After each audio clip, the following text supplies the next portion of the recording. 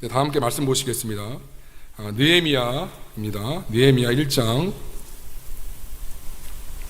1절부터 11절까지의 말씀을 같이 교독하시겠습니다.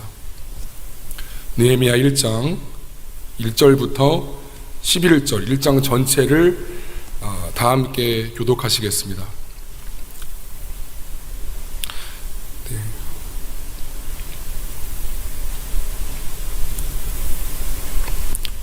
성경을 혹시 안 가져오신 분들은 우리 성경을 가져오는 것이 원칙이지만 핸드폰이라도 꼭 보시면 좋겠습니다. 하가랴의 아들 느헤미야의 말이라. 아닥사스다 왕 제20년 기슬월에 내가 수산궁에 있는데 내 형제들 가운데 하나인 하나니가 두어 사람과 함께 유다에서 내게 이르렀기로 내가 그 사로잡힘을 면하고 남아있는 유다와 예루살렘 사람들의 형편을 물은즉 그들이 내게 이르되 사로잡힘을 면하고 남아있는 자들이 그 지방 거기에서 큰 환난을 당하고 능욕을 받으며 예루살렘 성은 허물어지고 성문들은 불탔다 하는지라.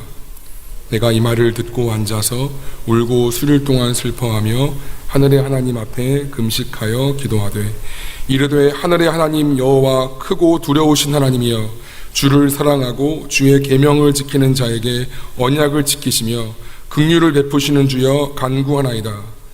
이제 종이 주의 종들인 이스라엘 자손을 위하여 주야로 기도하오며 우리 이스라엘 자손이 주께 범죄한 죄들을 자복하오니 주는 기울이시고 눈을 여시사 종의 기도를 들으시옵소서.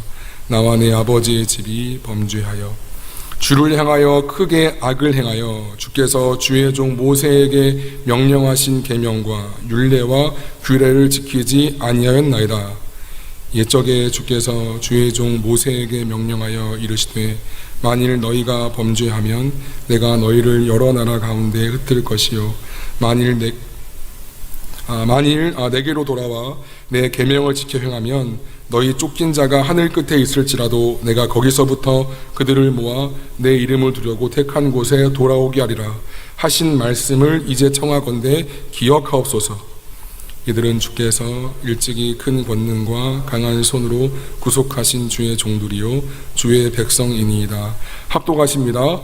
주여 구하오니 귀를 기울이사 종의 기도와 주의 이름을 경외하기를 기뻐하는 종들의 기도를 들으시고 오늘 종이 형통하여 이 사람들 앞에서 은혜를 입게 하옵소서 하였나니 그때에 내가 왕의 술관원이 되었느니라. 아멘. 네, 오늘 말씀은 주님은 나를 대한민국에 두셨다라는 제목으로 하나님 말씀을 증거하겠습니다. 말씀드린 대로 바로 말씀을 증거하진 않고요. CGN TV라는 기독교 방송에서 했던 그 특강 2개를 연달아서 보는 시간을 갖겠습니다. 이게 2019년 2019년 그러니까 3.1운동 100주년 되던 해에 그 감리교 신학대학교 한국교회사 이덕주 교수님의 그 특강이었는데요. 비록 그분을 이제 모실 수는 없지만 그분의 이제 특강을 듣는 좋은 기회로 생각합니다. 우리 다음 주 수요일이 103주년 되는 3.1절입니다. 참 그냥 쉬는 날, 그냥 집에 있는 날 같은 날이 되었지요. 근데 그렇게 치부하기에는 너무나 많은 분들의 피가 이 날에 담겨 있습니다. 우리가 조금 길 수 있겠으나 1시간 조금 안 되는 시간인데요. 예배 중에 있기 때문에 핸드폰을 절제하시고 어떻게 우리 믿음의 선배님들이 이 날을 일구어 오셨는지 보고 잠깐 말씀 나누고 그렇게 하면 좋겠습니다. 말씀 증거하겠습니다. 영상을 보시면서 어떤 생각이 들으셨습니까? 조금 길었지만 물론 사실은 뒤에 영상이 하나 더 있어요. 그 유관순 열사를 비롯한 여성분들의 독립운동에 대해서 나오는 것이 있는데 그건 제가 따로 청년부 단톡에 올려드리겠습니다. 꼭 한번 남성들보다 훨씬 더 훌륭하십니다. 우리 여성들이 한번 보시면 좋겠습니다. 저는 제가 보면서 내가 저 시대에 있었더라면, 제가 저 시대의 전도사였다면 과연 죽는 자리, 그 가장 앞자리에 서 있을 수 있을까? 내 아내가 반대할 수도 있고, 자녀가 아빠 가지 마세요, 죽잖아요 라고 했을 때 그걸 다 뿌리치고 그 앞에 가서, 솔직히 세상 말로 개죽음이잖아요. 그 운용기 집사님도 나왔지만 하자마자 팔다리 다 잘리는 자리였잖아요. 나는 과연 그럴 수 있었을까 생각이 들었습니다. 다음 주 수요일이면 어느새 103주년을 맞이합니다. 3.1절이. 이 3.1절을 맞이함에 있어서 우리가 어떻게 이 시대의 저분들의 후손으로서 어떻게 이 시대를 살아가는 청년들이 되어야 될까, 분명히 고분해 볼 가치가 있다고 생각합니다. 2021년 6월 14일자 한국일보를 보니 이런 기사가 있었습니다. 제가 읽어드리겠습니다. 20대 10명 중 6명, 한국은 여전히 희망 없는 헬조선 사회. 한국일보 한국리서치의 여론조사 결과 한국은 희망이 없는 헬조선 사회라는 데 동의한 응답은 전체의 36.9%로 나타났다. 동의하지 않는다는 57.6%, 모르겠다는 5.5%였다. 평균 답변에서 절반 이상이 한국 사회를 부정하지는 않았지만 세대별 응답은 확연히 갈렸다. 20대의 61.6%는 한국이 헬조선 사회라고 단언했다. 30대 48.5%도 긍정 비중이 절반에 육박했는데 40대 35.3%, 50대 26.9%, 60대 23.3%와 비교하면 이 세대 차이가 두드러진다. 청년들의 좀 힘든 것들이 많이 보여지는 부분입니다. 이제는 헬조선을 넘어서 출조선, 탈조선, 이민만이 답이다 라는 이런 말들을 인터넷상에서 쉽게 볼 수가 있습니다. 그만큼 이 시대를 살아가는 청년들의 불안과 암담함이 크다는 것이겠지요. 하지만 정말 누군가의 말처럼 이 나라를 떠나는 것이 답이 될까요? 나라는 상관이 없이 미국이나 유럽 같은 좀 좋은 나라에 이민 가는 것이 과연 행복일까요? 사진을 보시겠습니다. 이 장면은 근처 나라들로 급하게 피난을 가는 피난 행렬이고요. 다른 한 사진도 보여주시겠어요? 이 사진은 미처 피하지 못하여서 도시 아래 방공호에 몰려서 두려움에 떨고 있는 사람들의 모습입니다. 옛날 사진이 아니고요. 며칠 전에 우크라이나의 사진의 모습을 제가 캡처한 것입니다. 러시아가 이제 많은 나라들의 반대에도 불구하고 군사적 행동을 취했습니다. 미국이나 유럽 같은 나라들은 3차 세대들을 좀 염려해서인지 모르겠지만 경제적 제재는 취하고 있지만 군사적 제재는 취하지 않고 있습니다. 아버지들은 사랑하는 가족을 보내고 전쟁터로 향하고 있고요. 인근 국가인 폴란드나 헝가리 같은 나라들은 100만 명의 피난민들을 추정하고 있습니다. 여기에 꿈이 있을까요? 여기에 좋은 직장이나 좋은 집이 의미가 있을까요? 나라가 없으면 이민이 아닌 것이고 난민이지요. 그리고 그 전에 이민을 갔다 한들 나라 없는 이방인들에 대해서 현지인들이 그리 친절한 태도를 보일 것 같지는 않습니다. 오늘 본문을 보면 느헤미야라는 사람이 있습니다. 이 사람의 형제인 하나니와 두어 사람으로부터 포로로 끌려오지 않고 남아있었던 남유다의 그리고 예루살렘의 형편을 듣습니다. 남유다는 바벨론으로부터 기원전 586년에 멸망을 당했지요.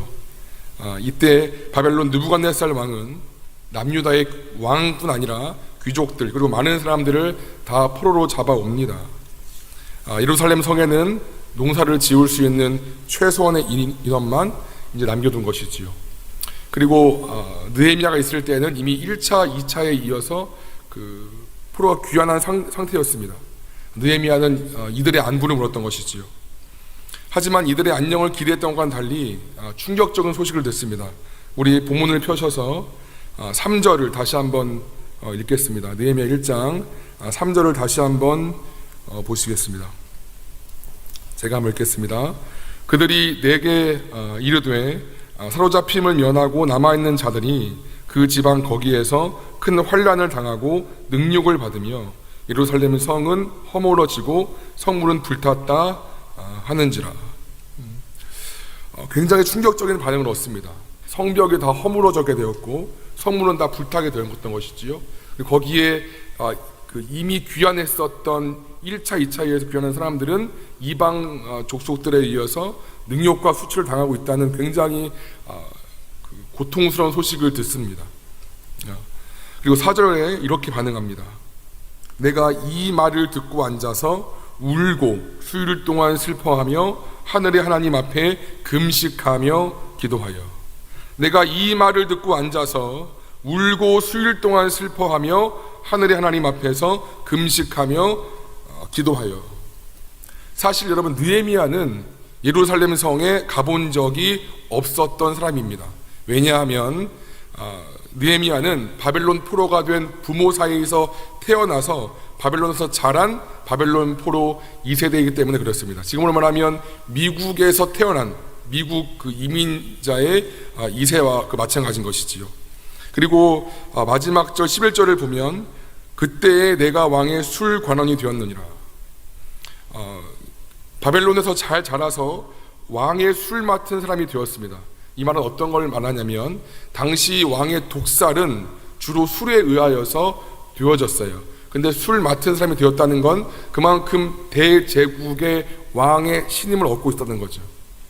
이방 땅에서 자란 이방 민족임에도 불구하고 그 왕의 신임을 얻을 수 있었던 사람이었다는 것입니다. 다시 말씀드려서 예루살렘 성이 무너지던 말던 그 안에 있는 사람들이 잘 살던 말던 그것과의 신경 쓸 필요가 없이, 신경 쓰지 않아도 나 하나 사는 것, 내 가족 사는 것 크게 문제되지 않는 안정적인 위치를 소유한 사람이었다는 것입니다.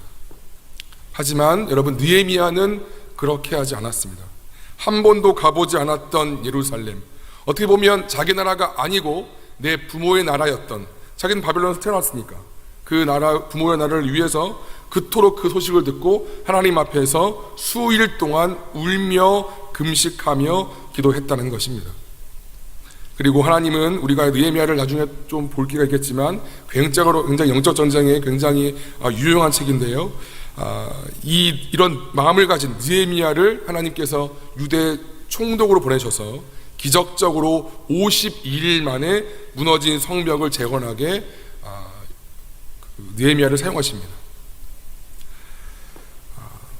하나님은 언제나 많은 사람을 사용하지 않습니다. 대신 하나님 나라에 대하여 이같이 아파하며 하나님 나라에 대하여 마음을 동감하는 소수의 사람들을 들어 사용하셔서 그 당시에 하나님의 능력과 영광을 나타낸다는 것입니다. 이 시대에 그리스도인들을 회복해야 될 많은 부분들이 있겠지만 저는 이런 느헤미야와 같은 나라를 위한 기도라고 확신합니다. 우리 부모님, 할아버지, 할머니의 그런 신앙과 지금의 우리의 신앙을 비교했을 때 가장 큰 차이점의 한 가지는 기도가 없다는 것입니다. 기도가 사라진다는 것입니다. 그리고 이 나라를 위한 간절한 기도는 더욱더 사라지고 있다는 것입니다.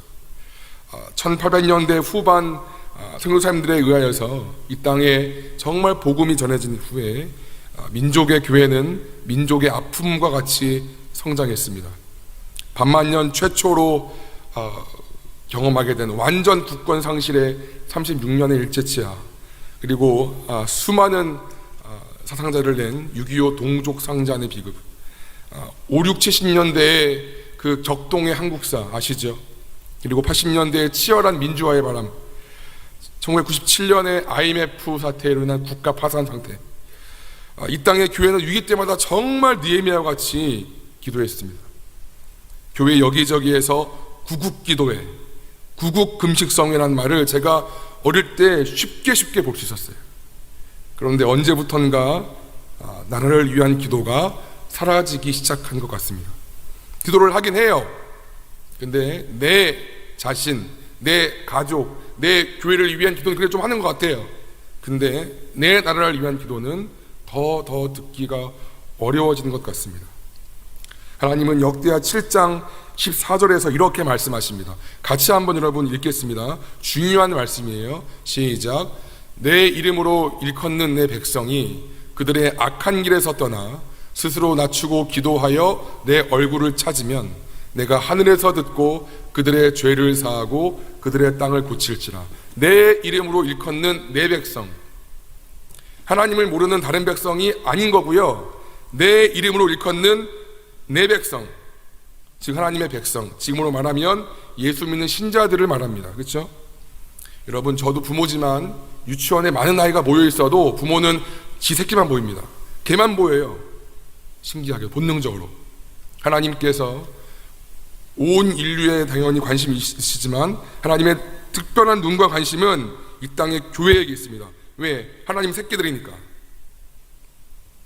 그 자녀가, 하나님 모르는 사람 말고요, 그 자녀가 스스로 낮추고 기도하여 하나님의 얼굴을 찾으면 하나님이 그걸 듣고 그 땅을 고치신다고 지금 약속하셨습니다. 분명히. 그러므로 이 말씀의 약속에 근거해서 지금의 대한민국이 이토록 어지럽고 혼란스러운 것은 정부의 책임도 아니고 기업의 책임도 아니고 다른 누군가의 책임도 아니라 바로 신자인 저와 여러분, 교회의 책임임을 부인할 수가 없습니다. 우리가 기도하지 않았기 때문입니다.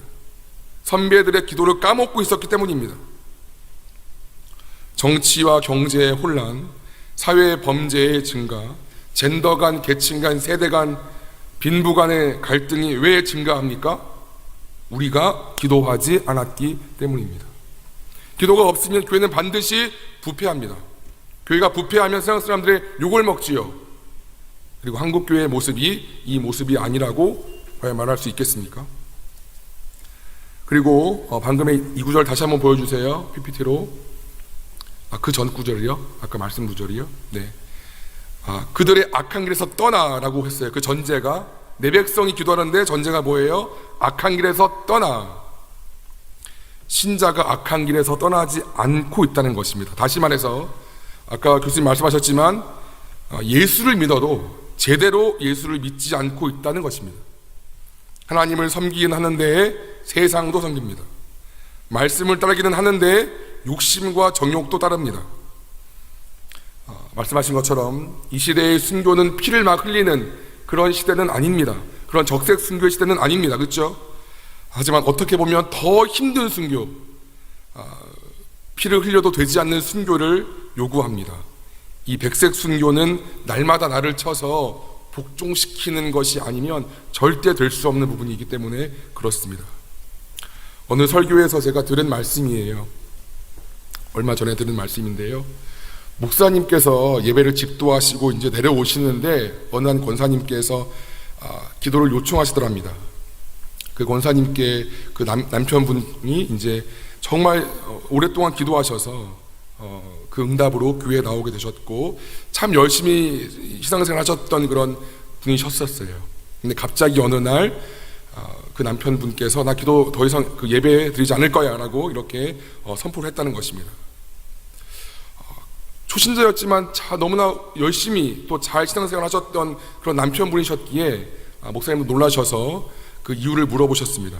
그랬더니 그 남편분께서 하셨던 말씀이, 성경 말씀 배우는 거 너무 재밌다, 너무 좋다.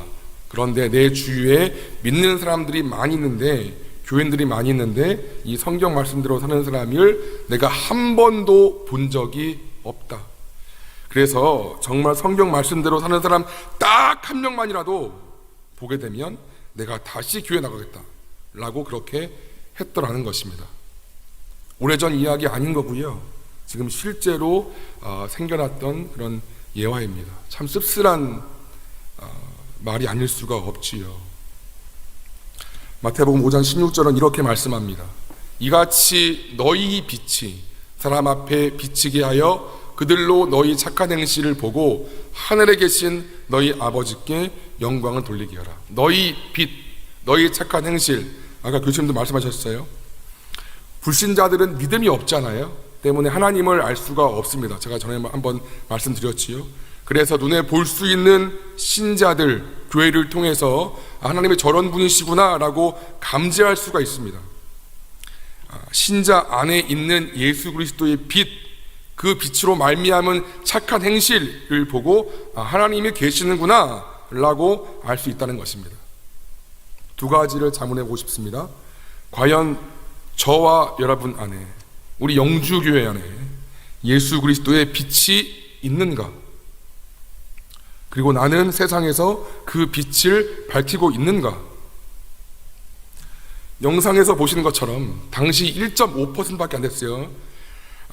그리스도인들이 그토록 영향력을 발휘할 수 있었던 것은 목사, 장로, 평신도 이런 거 없었어요. 누구나 다 그리스도를 사랑하는 마음, 곧 나라 사랑하는 마음이었기 때문입니다. 그래서 담대하게 죽는 자리로 나아갈 수 있었어요. 그때는 헬 조선이 아니었나요? 좀 좋은 조선이었나요? 아니죠. 아예 나라가 없었던 헬 조선이었지요. 우리가 잘 아는 독립운동가 제가 몇 분을 말씀드립니다. 김구, 김마리아, 이승훈, 이회영, 김교신, 김규식, 남궁옥, 서재필, 손정도, 안창호, 이원영, 유관순, 이준, 조만식, 굳이 믿음으로 말 안 해도 훌륭하신 독립운동가로 평가받는 분들입니다. 이분이 다 그리스도를 따르는 분들이었다는 것입니다. 아주 일부분, 그 외 어마어마한 분들이 다 그리스도를 따랐던 분들이었다는 것입니다. 저는 이런 분들이 우리들의 선조이자 제 믿음의 선배님이라는 것이 너무너무 자랑스럽습니다. 이 시대에 많은 사람들이 예리한 판단력과 분석력을 가지고 이 나라와 교회의 문제점에 대해서 지적합니다. 판단합니다. 그리고 그 말들이 참 정확해서 아니야, 그렇지 않아 라고 말하고 싶어도 부인할 수가 없습니다. 근데요, 그 문제를 내 문제로 끌어안고 내가 이 말을 듣고 앉아서 울며 수일 동안 슬퍼하며 하늘의 하나님 앞에 금식하며 기도하는 사람들은 별로 없어 보입니다.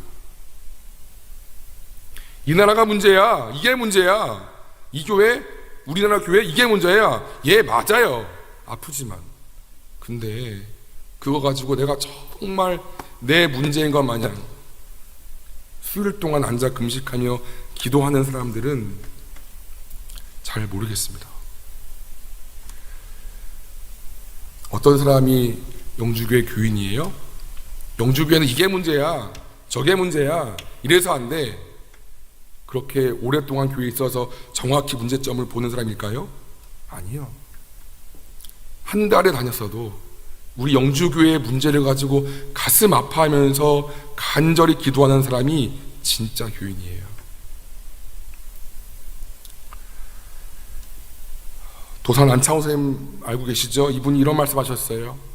우리 가운데 인물이 없는 것은 인물이 되려고 마음 먹고 힘쓰는 사람이 없기 때문이다.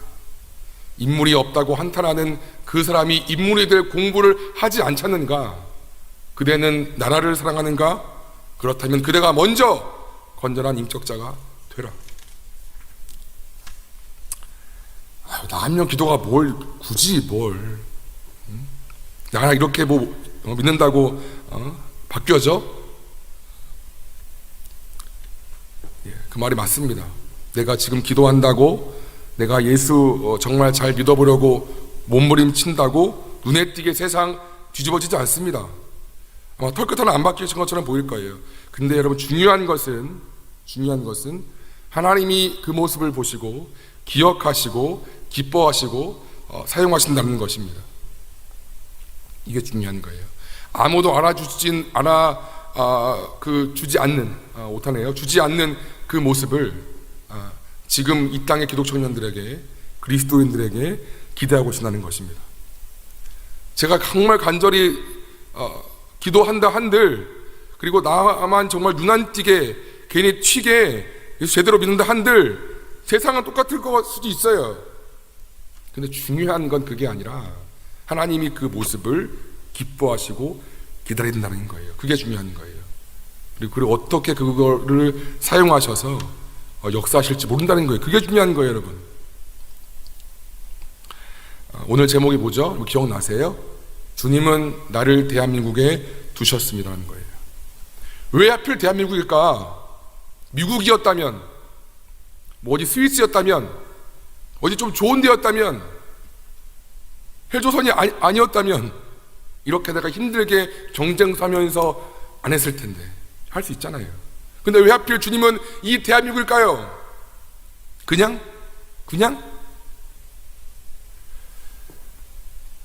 이것은 대한민국을 나에게 부탁하신 것입니다. 하나님 나라의 건설 사명은 다 있죠. 전 세계 그리스도인들에게. 근데 그 건설의 사명을 이 대한민국에 세우라고 나를 파송한 것입니다. 나를, 여러분을 이 대한민국으로 하나님께서 파송하신 것이라고. 대한민국에 있는 그리스도인이, 대한민국에 있는 청년이 대한민국을 위해 기도하지 않으면 누가 기도할 것이며, 이 땅의 신자가 예수 제대로 믿는 모습을 보이지 않으면 이 땅의 불신자는 누구를 보며 예수를 믿습니까? 이것이 저는 지금 우리에게 맡겨진 영적 독립운동인 줄로 확신합니다.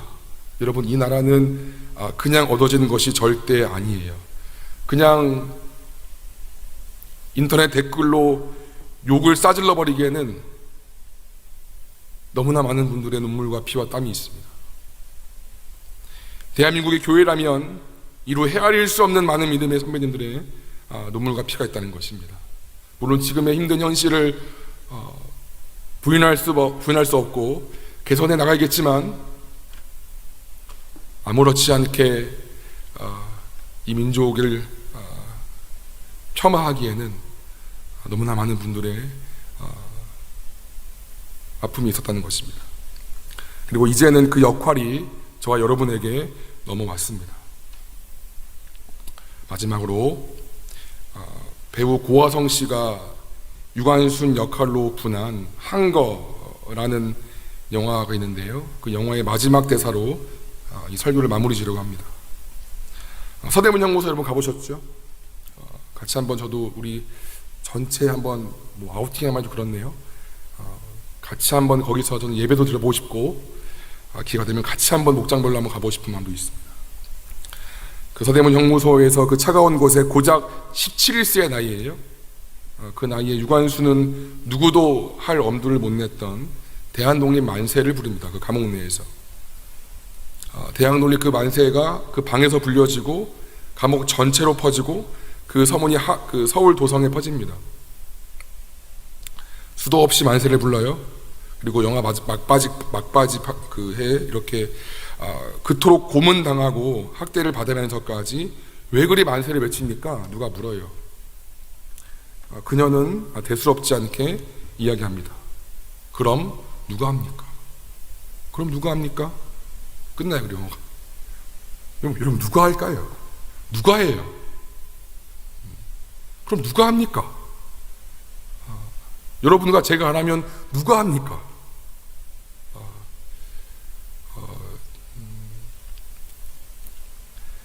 그리스도인마저, 저와 여러분마저 다 자기 앞가림만 분주하고 나의 신의 아니만을 추구한다면, 그래서 하나님께서 역대하 7장 14절의 말씀을 이룰 수 없게 된다면, 우리가 후에 천국에 가서 100년 전에 그토록 피를 흘리신 믿음의 선배님들을 무슨 낯으로 뵐 수가 있겠습니까?